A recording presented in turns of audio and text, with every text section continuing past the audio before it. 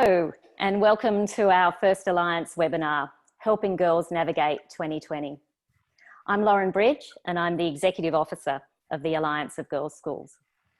It seems impossible, but it was just actually 5 weeks ago that we cancelled our Asia Pacific Summit on Girls Education.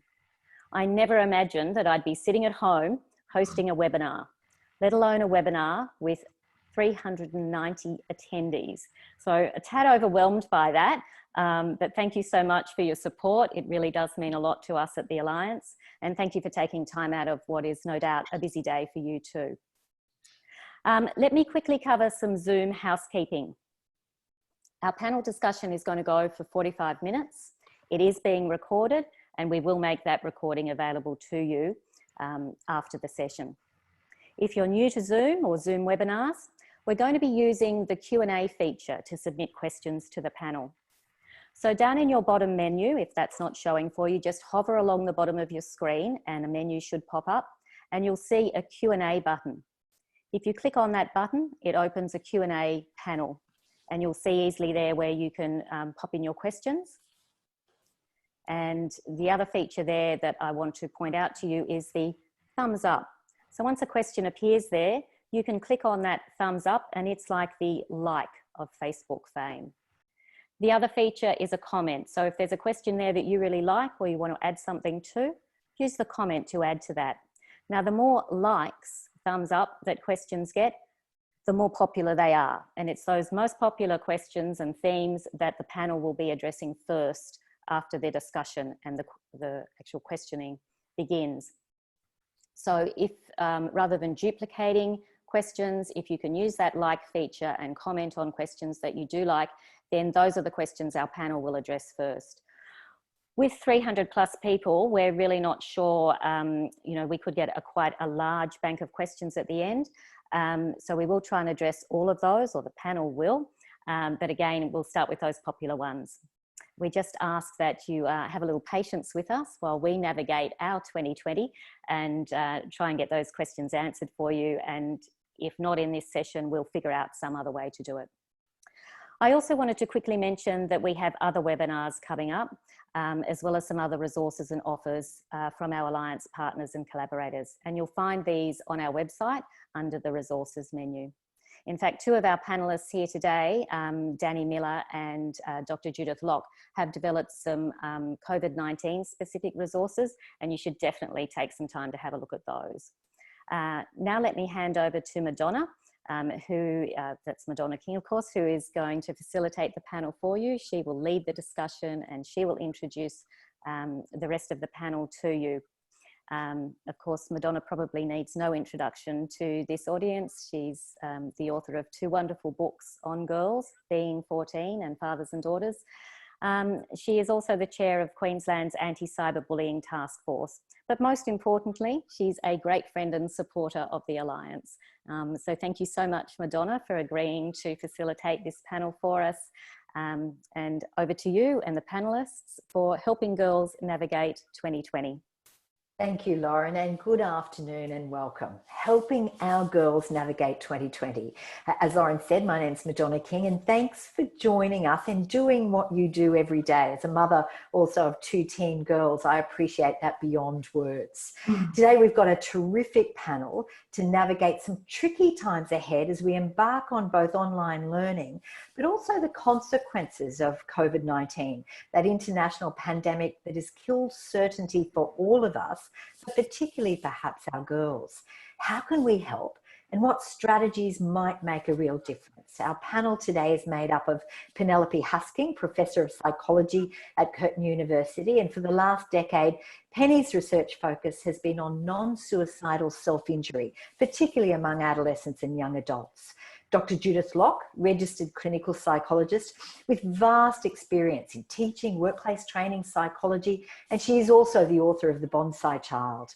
Marcelle Nada-Turner is with us from Dunedin, and she's a counsellor at St Hilda's and always has some terrific things to say.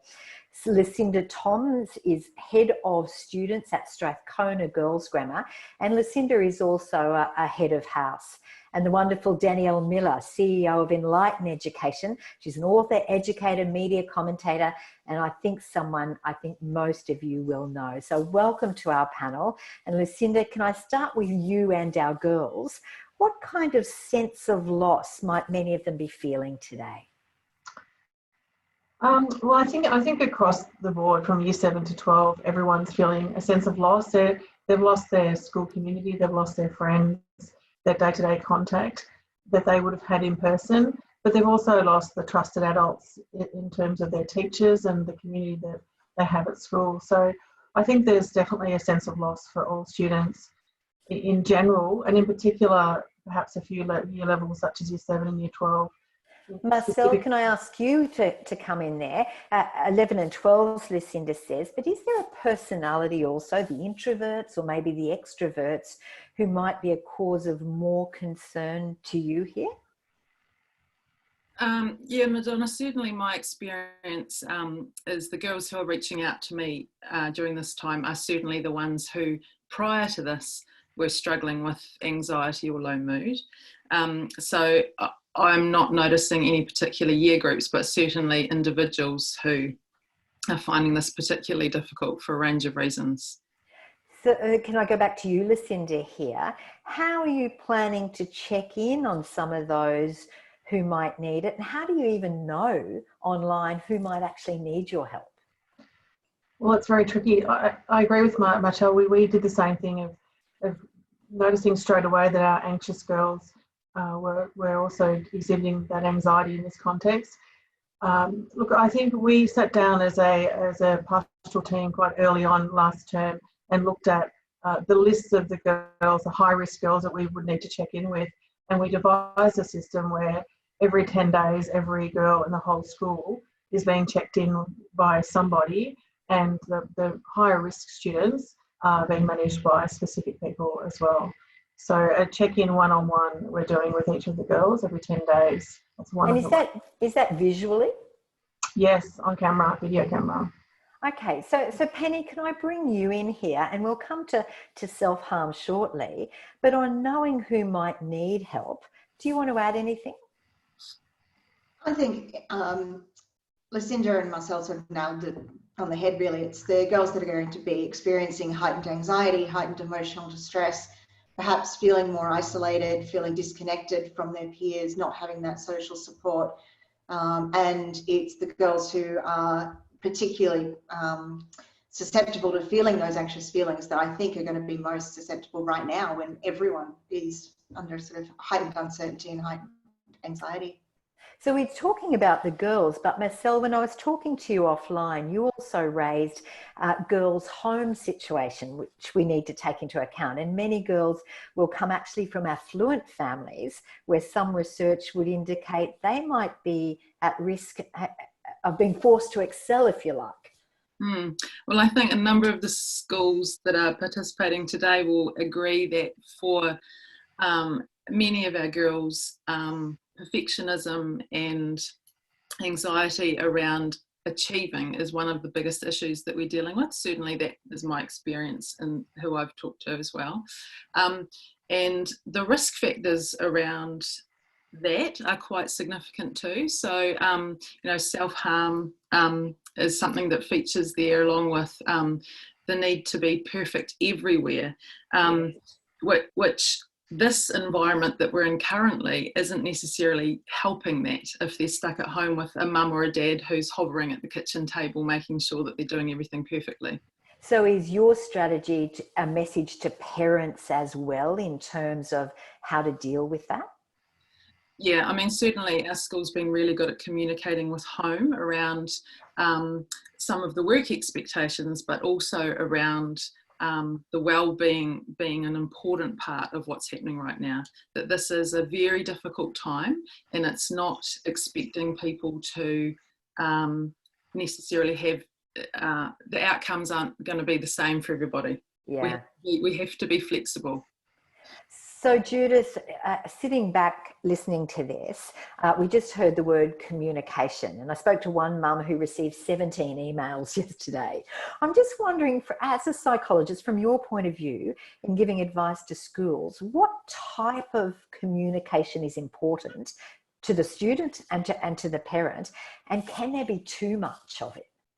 Well, yeah, I think everything's adjusted in terms of the outcomes right now, and the students that usually get the good job in class and the well done and all of that sort of reassurance is not occurring. I think parents themselves need to be reassured with the fact that the schools are doing as much as they possibly can to assist everybody, that they're doing the best they know at this point, because I think it's managing parents' fears as well as managing children's fears. And I think all the definitive things that were going to happen this year aren't going to happen. And I think all those, when that goes, they like, well, what else can we cling on to? We can cling on to the fact that my daughter's doing 4 hours of work a day or 5 hours, which may be arbitrary and ridiculous, you know, in terms of what they're doing. So Dannielle, if you listen to what our panelists are saying, that word connection just seems so important for the girls.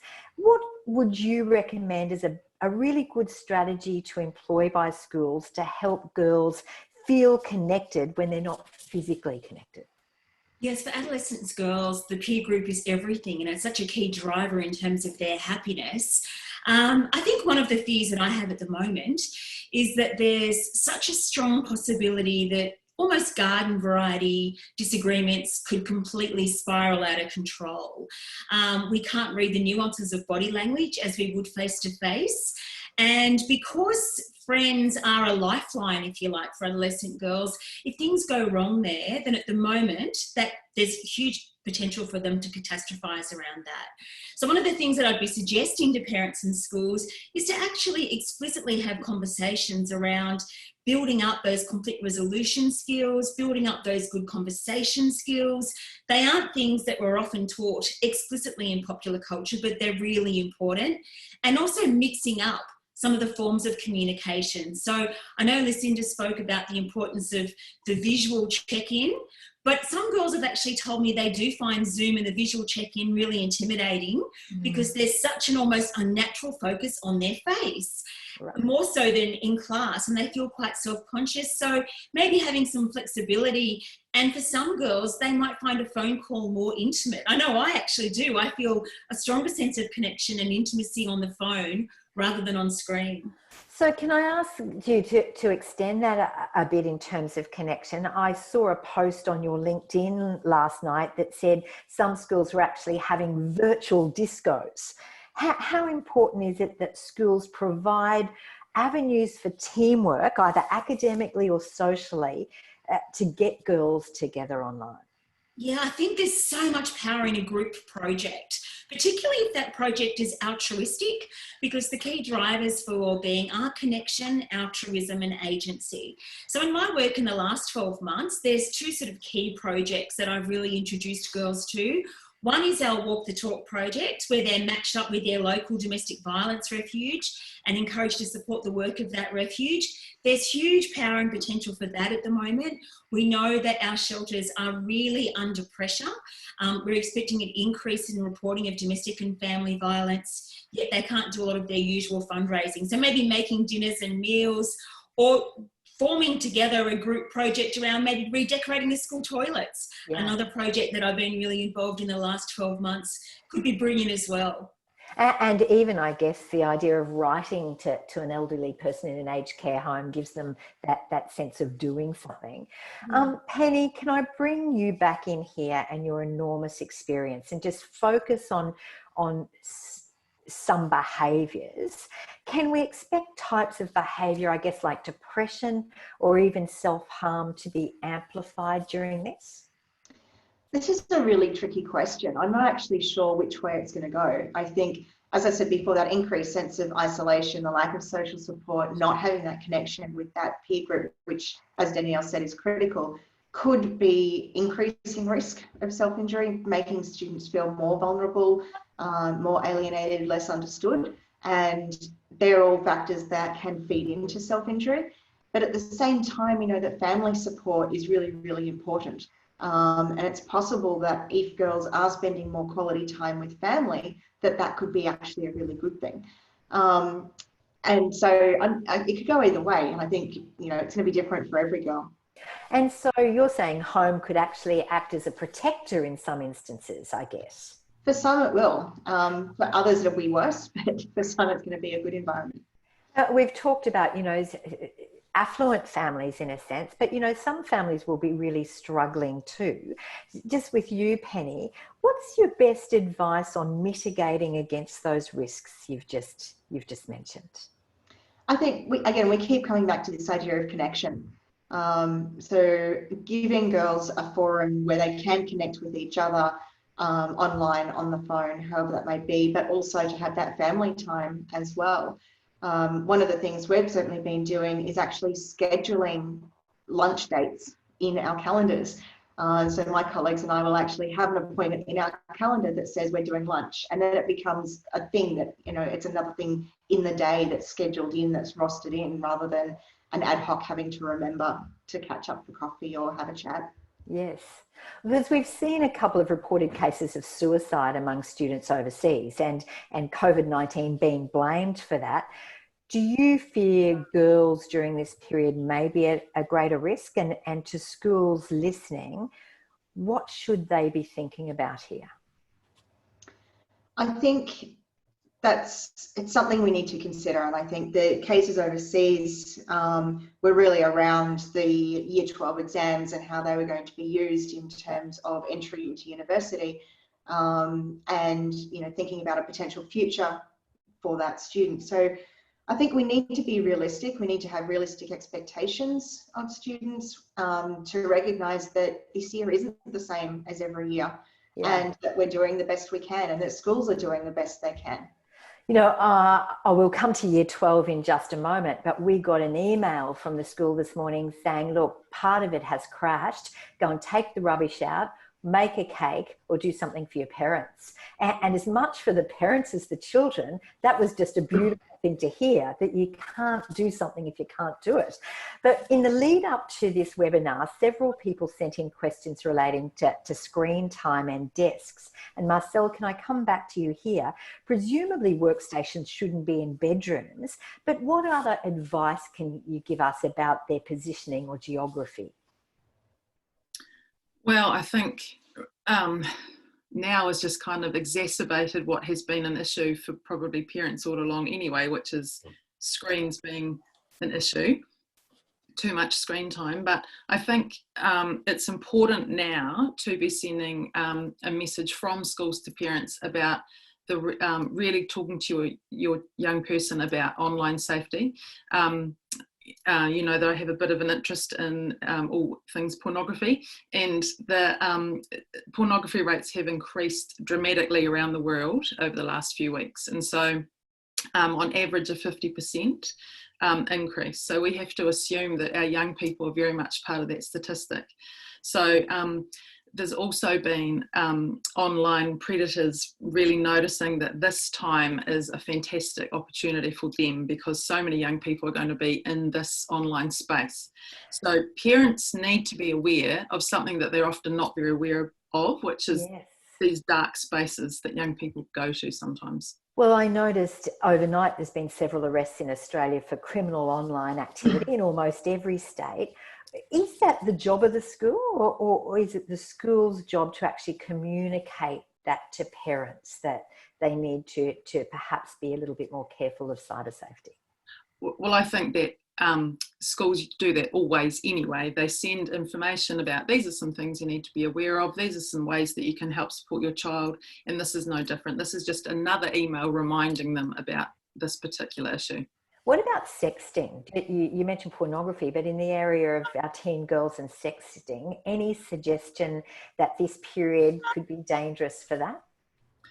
I mean, I'm imagining that there might be some more of that going on. I don't know, but I think there's a lot of young people spending a lot of time isolated in their bedrooms with devices.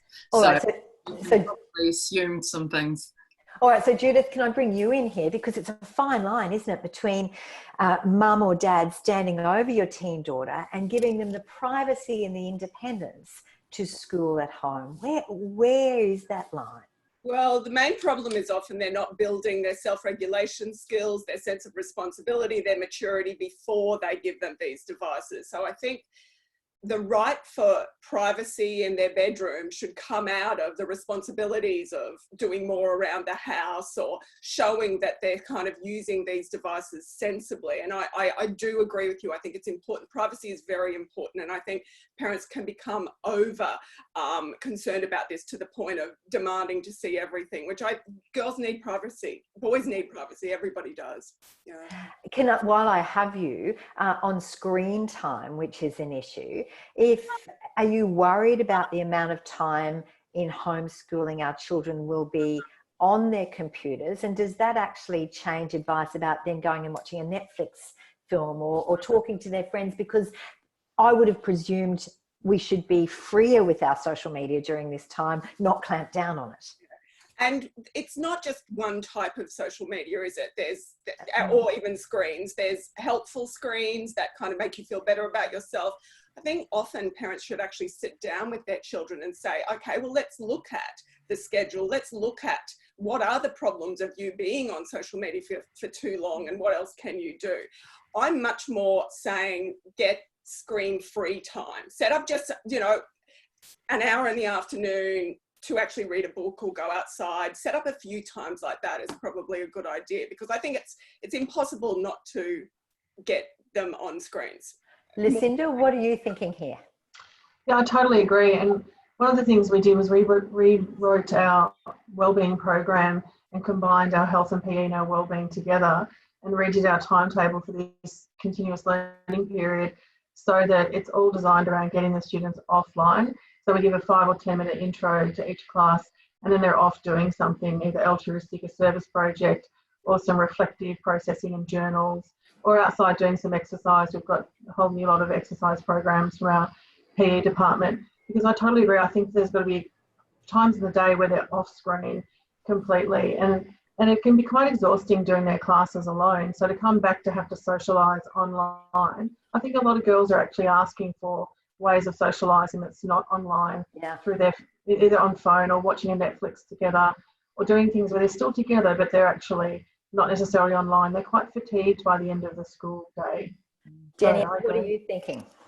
I was just going to make the point that we also have to realise that sometimes parents aren't at home to regulate any of this. They might be frontline workers who are still very actively out of the house, or perhaps they might be working really hard at home and playing catch up.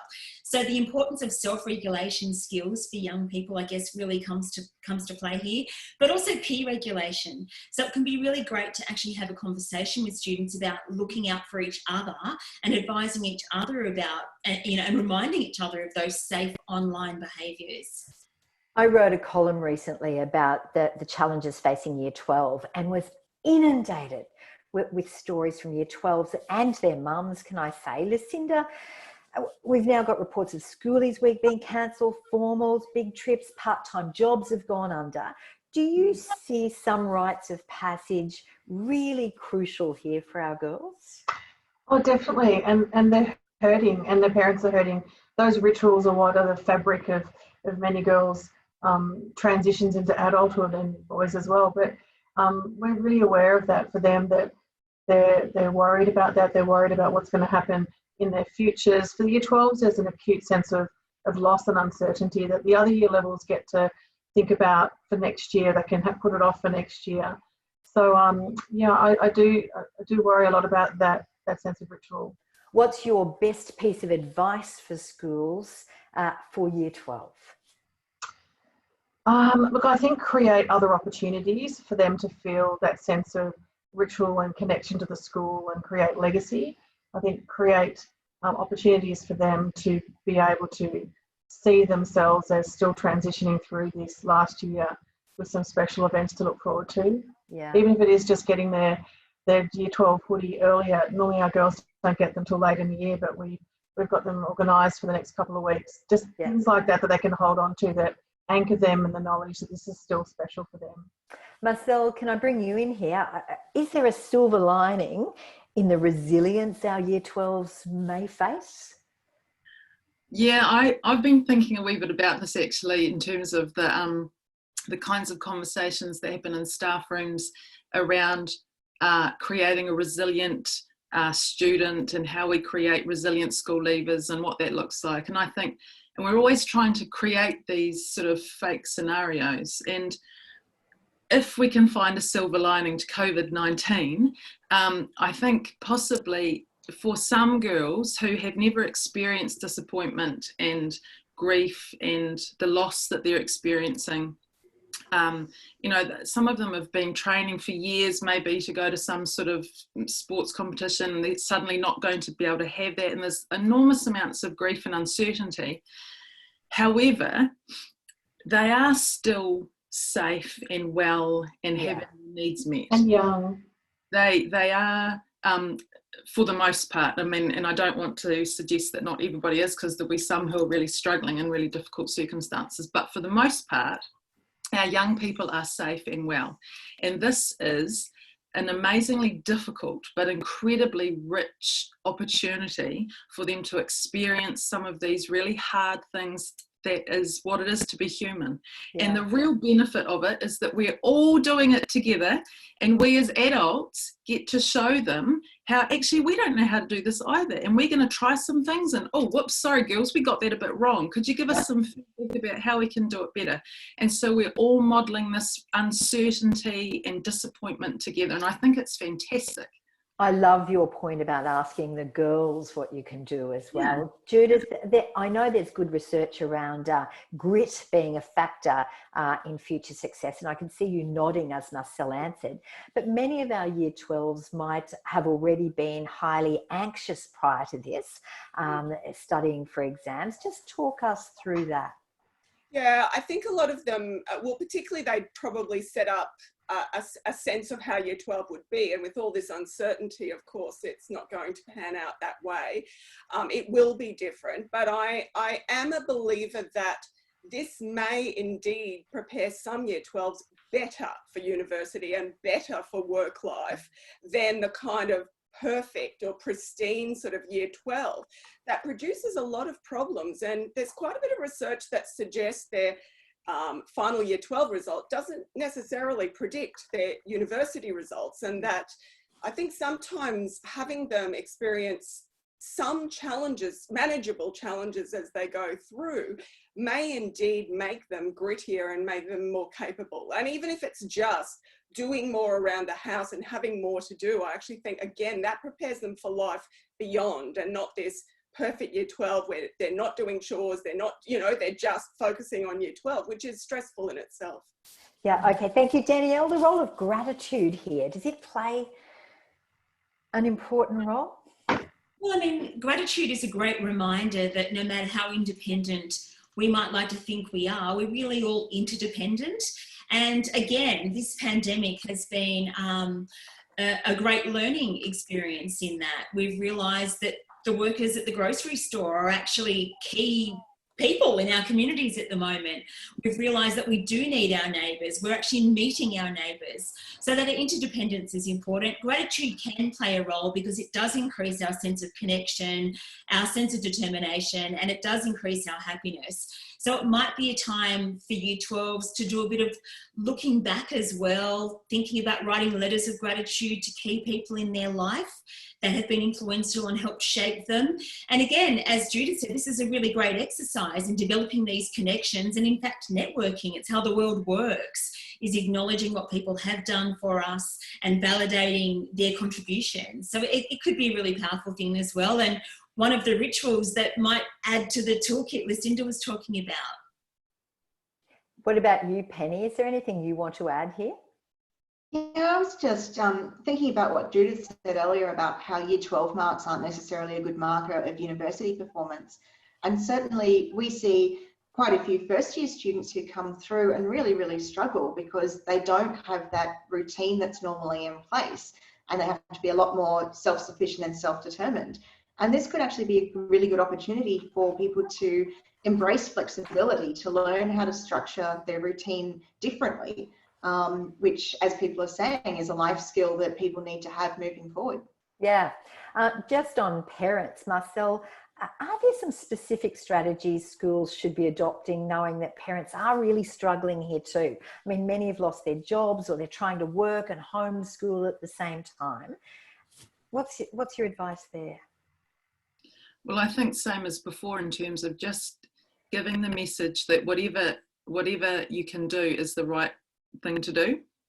So not having expectations. I mean, everywhere you look on social media at the moment, everybody's running 10Ks and starting a new business and doing this and doing that. All this pressure to come out of this looking incredible and having all these new skills. Actually, probably, well, I'm going to roll out, after having a banana cake most days. And, whatever people need to do in order to make this okay is what they should be doing. And that goes for parents as well as students, I think. Yeah, because I'm wondering if some parents may make a school's job more difficult here. And if, Lucinda, I can go to you perhaps. Certainly that the mums, when you read Facebook or you talk to them, are finding a sense of loss here as much as their girls. Is it helicopter parents? Is it parents not being involved? Or what is your concern here? And what is the school's role there? Look, definitely we have that concern for the parents who are experiencing that level of loss as well. Look, I think from a school's point of view, we've been trying to up our communication as much as we can to give them as much advice on internet use, on routines, on establishing open communication, and not helicopter parenting, because we all know that just increases anxiety and stress in these times. So I think for parents, it's going to be that letting go of wanting to micromanage and stepping away and letting the students do what they need to do and have that place where they can study and get on with what they have to do. But for parents, it's unprecedented as it is for us as well. So I think giving them as many clear structures and routines in place, and that we're monitoring and doing what we can. We yesterday sent another email to Year 7 parents of revised ideas about our responsible users, digital users agreement. We find that our Year 7s who are new to the school, they've signed it, they've seen it, and we've had some parent seminars at the beginning of the year, but we haven't had opportunity to consolidate, and we're not at school with them. So there's areas like for Year 7s, I think we need to adapt and perhaps send out memos of specific things that they might need to be mindful of on a new website where they're communicating this way with staff and other students. Yeah. Judith, another issue that someone has raised is how schools help parents of children who are just not motivated. They just don't want to do it. That's a pretty difficult situation for parents, but for also the teachers to be in. And it's difficult when school is normal too. A lot of the parents are having challenges with that as well. I think you have to get routines where the child has to do certain things to get things they want. So almost like a token economy where they need to do this amount of work to be able to watch Netflix or, that sort of thing, and have those sorts of routines. And again, working with their child to develop those routines. They will know when the child is most awake. They will know. And so the child kind of has to do the routine to get the life they want. But I think we're often here talking about parents also being very concerned about the impact of this and looking for ways this is going to be disastrous. And I think we've got to reassure parents that, look, really, even if they miss school for 2 months. Yeah. Like, is it going to be that bad? I think we need to sort of give them better news sometimes as well. Yeah, okay, thank you. And it's a good segue there to one of our questions that we've received from Amy, and thank you, Amy, and to Lucinda perhaps. So many of our introverts are actually doing incredibly well online. They're asking questions more than they ever have in class. And some schools are workshopping now. How are we going to get them back face to face? What are your suggestions there? I totally agree. We had a conversation about this morning with our school psychologist. We're going through some students in particular who are doing wonderfully well. They're living their best lives because they're not at school, they're not around other people, they're able to get on with their work and have their time. And I think we need to acknowledge that for adults as well, that this is a time where introverts are possibly going to flourish. But equally, for a school, we need to have a restoration project. So when we come back to school, face to face, we need to have some very clear things in place for bringing those students back in. I suspect that we're going to have some key school refusing issues that will re-emerge in a significant way when we need to come back to school. But thinking about that now can be quite helpful. Yeah, and when you think about it now, and maybe if I can go to you, Marcel, here, what should schools be thinking about? What are some of those things that they could actually enact or begin to consider now to make that transition easier? That's a good question, Madonna. Well, I think to that, Amy. Yeah. I think that COVID-19 for some kids is an actual dream come true. Never would they have believed in their wildest dreams that this could happen. Before we had a global pandemic, we did have a global epidemic of loneliness too. And so a lot of these young people who have been scouting the corridors and the lunch yards at school, eating their sandwiches by themselves, actually don't feel that distress and tension and that they did when they were being alone at school. Now they can legitimately be alone and not feel like some kind of weirdo. So I think those students, to go back to school, that's I was thinking about them in the last couple of weeks we've got a lot of anxiety coming up for some kids. Yeah. Because right now is good for them. So your question was what to do about it, and I'm thinking on my feet here and I'm not entirely sure, but I think schools being aware of that is the first thing, being able to acknowledge and validate those students when they return and say, look, probably this is a bit hard for you. How can we make this better for you? Is a really important step. Those kids often, well, they do get missed sometimes. Yeah, because this is just going on our questions coming in too. Some of our previous school refusers are attending every lesson. This remote environment suits them even better. So this seems to be a theme coming up that schools will need to deal with on return. Judith, I can see you nodding and I'm hoping you have a good idea. I just actually think at the end of this, we need to sit down and remember all the good things that happened in this, all the time, family time together and all of that, and see how we take that bit into the next bit. Because I think, yes, of course, we all want to go and sit in a restaurant and we want to do all those things, but I actually think there's a lot that's happened that we need to take into the next part, like spending more time together. Can I just add to that too, that I totally agree. And I think one of the things we've been talking about is this idea of documenting and having it part of our school's history when we come back. So we're already thinking about how do we display everyone's experience of, hopefully, which is a short period of time, however long it will be, when we come back to school, and make it part of the school history, make it part of our legacy. We've given every girl in our senior school a reflective school journal that they're being given in the mail.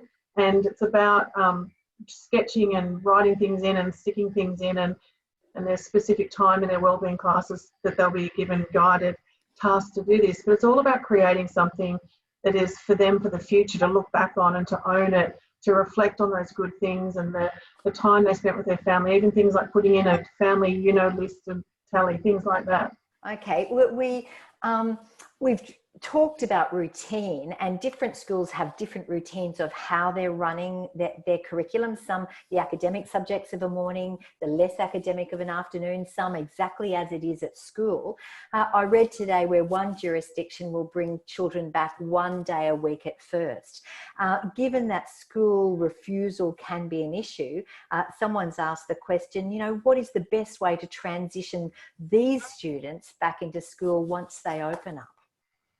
Is there an argument for one day a week at first? Is there an argument? Has anyone got an idea there they want to raise? I think with all students, sorry. Myself. Students who are, I think like what Judith said before about and Lucinda about what we've learned from this. And I'd be disappointed if school went back to exactly the way that it was before, because what we've learned from this is that there is an entirely new way of being able to do things, that there are all sorts of opportunities and options in terms of how young people can learn and how teachers can teach.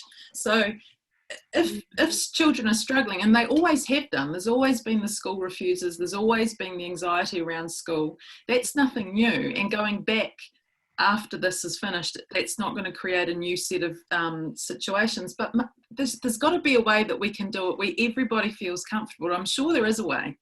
And I don't know what the answer is, but I think there needs to be a conversation around how can school be great? Because I think it can be.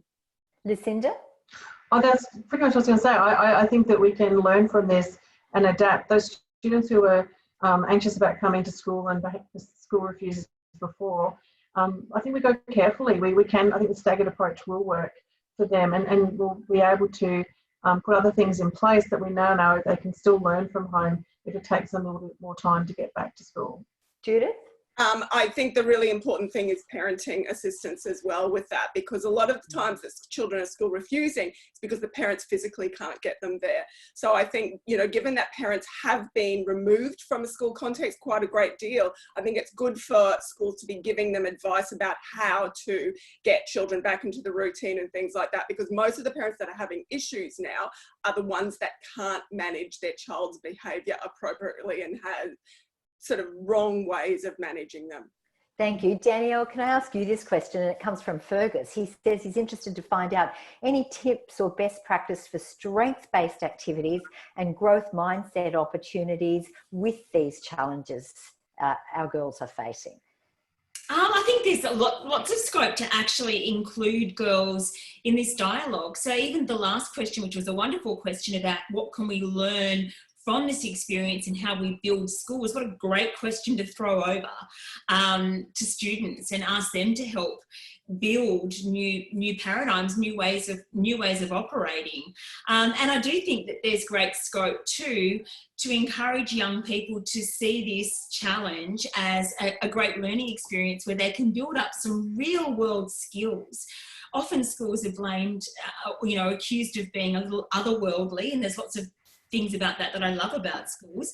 But the real world skills that we know are going to be incredibly important, particularly moving into this new financial world, are things like adaptability, flexibility, entrepreneurialism, creativity. And these are all the skills that we're building now, and maybe we should be journaling these and documenting them as well, Lucinda. How are you developing these key employability skills? Thank you. So our next question is from Leanne, and thanks, Leanne. She says she's wondering about the less evident cohort of girls who are newly entering into a higher risk space due to the current environment. Are there strategies for schools to identify and support those girls in a virtual environment? Marcel? I mean, I've been worried about this because how do we keep an eye on our girls? So, I mean, I just am very visible to them in terms of I'm emailing them every second day, just checking in, just saying, hi, how are you going? Make sure you contact me if you want to have a catch up. I mean, really, I can't do anything more than that. That's what I'm doing as a counsellor, but certainly I've got this fantastic Dean's team at my school, the guidance team. They're really on top of managing their group of girls, plus all the teachers are, they're seeing them with the classes. There's a lot of feedback and a lot of communication going between everybody. There's a question from Julia who says, I'm intrigued by a virtual disco. How does that work? Now, I know in my daughter's case, everyone gets a ball, puts the lights dark, they decide on one song and it's done through Zoom. I know in some schools they've encouraged card nights or indeed charades. So they do it through Zoom, they all join in. One of my daughters went to a birthday party of 37 people 2 days ago, and that too was on Zoom. We have Netflix parties where someone can watch the movie at the same time. And I guess I'm pointing to some of those activities where we can connect. Are your schools doing other things that we could point out to our listeners? You go. Then there was silence. Dannielle. Well, I'm not in a school, so I can't answer that. Sorry. Lucinda was going to say something. Lucinda. Sorry, Lucinda. Yeah, I was just going to say, look, in terms of, like I said before, we're trying to come up with things like that, but also things that get them offline and doing things that they can report back and they can still communicate with each other about, but they're not on screen. One of the initiatives that one of the staff brought up was about making origami cranes, little hope birds, and they don't take very long to make, but for every one of our families of the girls to make them and put them out on their trees on the nature strip. So it's like a unity of a lot of them live in a similar area, but so when they go on their walks and activities, it becomes a school thing where everyone knows that those girls live in those houses. But it's also, I guess, about just spreading that message of hope around the community and journaling it and writing about it, doing service projects together where they're all, doing the same thing but for somebody else. And so that's a great idea. Yeah, Pymble Ladies College is one of my Walk the Talk schools, and they've adopted their local women's refuge, the Hornsby Refuge, and all of the girls in the year have been cooking for them. So they're cooking in their own kitchens and sharing recipes, packaging up the food. Even the headmistress made some meals, and then it's all being dropped off at a key point and being fed to the women and children in our care. So that's been a beautiful activity, very altruistic, and some great skills around sharing recipes too. And doing things as big cohorts. We've got every girl from year 10 upwards, so 300 students, doing a service project for a charity in Papua New Guinea called the Dobo Lobo Pads, the Thor organisation for women to reduce maternal mortality rates. And so they're all making, just from things at home, towels and sheets, maternity pads. So every girl's got the instructions and they're doing it in their own time, but they're doing it together as a school. So we'll literally be able to make almost 1,000 of these to send over. So big projects together. We're almost out of time, but a couple of other quick questions. Judith, is there research that schools can tap into about how to deal with this level of uncertainty? Dannielle Einstein does a fantastic program where she teaches teachers to teach children how to cope with uncertainty. So that's very good. I think it's also then equipping parents to cope with uncertainty as well. So great psychologists like Judith Locke, but there are great parenting educators out there to give them skills. All right, one quick question back to you. Alison asked, another question being asked, I just can't find out who said it now, but is there a better way to assist parents than just providing advice here for schools? You have to sort of send home information all the time. I've got to say, some parents, though, will be bereft of talking to other parents as well. So possibly schools need to set up ways in a way that doesn't have them just complaining about what the school is doing. But yeah, maybe that. But I'm not sure schools have the resources. I'm open it to the panel if there's any other way to do it. Maybe they don't. I'm not sure. Maybe the requests come in and then you respond to the requests. So Lucinda, a quick answer there. Is your school doing anything in terms of Zoom meetings or team meetings with parents as opposed to students? Not with staff yet, but I think with other organisations we're looking at ways they can attend webinars where they might have come to information nights in the past, and they can, Dannielle Miller, there might be one that you're doing. Your parents are working with me on my online course for helping students to connect and wellbeing. So we normally have that with Dannielle coming out, so we're able to do that through a webinar and also still run those activities that come from those information sessions with the girls. Okay, so we've got to draw this to a close, but I wanted to leave everyone listening with one piece of advice from each of you that we may not have raised, that I may not have asked about, but that will allow our schools to think about something. And Judith, can I start with you? Very brief. There are normal reactions to this situation, such as teariness, irritability, all of those sorts of things. We can't assume those reactions are trauma. We can't keep suggesting to our girls that this is going to be traumatic to them. We've got to capitalize on their strengths as well, not suggest things, but have a confidence that they will cope, because I do think we sometimes don't. We forget how well students can cope with things. Thank you, Dannielle. I think for teachers not to feel pressure to pull out too many new tricks too soon. Students have incredible radars for falseness and inauthenticity. And if your style of teaching doesn't involve starting the lesson with lots of claps and handshakes and fun things, that's fine. They will adapt, they will adjust. And I think we need to also respect the fact that we're being stretched and we need to feel comfy too. Penny, you're such an important addition to this panel. What piece of advice would you give us?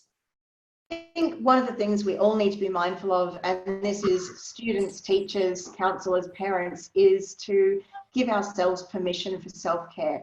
That it's okay to take time out, to do something we enjoy, to just chill, to have a bath, whatever it is. to just find a bit of time in the day to look after ourselves. Thank you. Lucinda. I think it's about putting the wellbeing of students probably before pedagogy and worrying less about the academic rigour of this lost term to schooling and focus more on all the opportunities we have for self-care. There's some research from John Hattie recently this year on the New Zealand the last couple of years, and it basically indicates that there's very little measurable outcomes in terms of loss with students not being at school academically. So we have this extraordinary opportunity to focus on wellbeing and students holistically, rather than focus on their lost learning, which we know they'll recover, if not do better, the research says. Thank you, Lucinda and Marcel. And I'll just reiterate what Lucinda said, which is that young people don't need, this is a global pandemic. We're not at school, so we don't need to try and recreate school at home. I think this is a time to do something interesting and different and see it as an opportunity. Lovely piece of wisdom to end up with. Can I thank you all for the generosity of your time and that wisdom? And thanks also to our wonderful listeners and those questions too. And I think now I'll pass back to Lauren. Thanks, Lauren. Thanks so much, Madonna, and thank you, Lucinda and Judith and Marcel and Penny and Dannielle. Those insights, I'm sure, have provided some really practical help and guidance for the challenges and the uncertainty that our girls are facing. We will send out a short feedback form to all of our attendees so that you can help us with ideas for our next webinar, and we'll also get that recording to you. Our next webinar actually is on Thursday, and it's for students in years 12 or 13 if in New Zealand. It's going to be led by YLead, the fantastic people who take our annual student leadership conference and our MAD summits, and the details for that are on our website. So in the meantime, thank you for joining us. Stay safe, be kind to yourself. Our girls really need you. So thanks so much for joining us today. Thanks, everyone.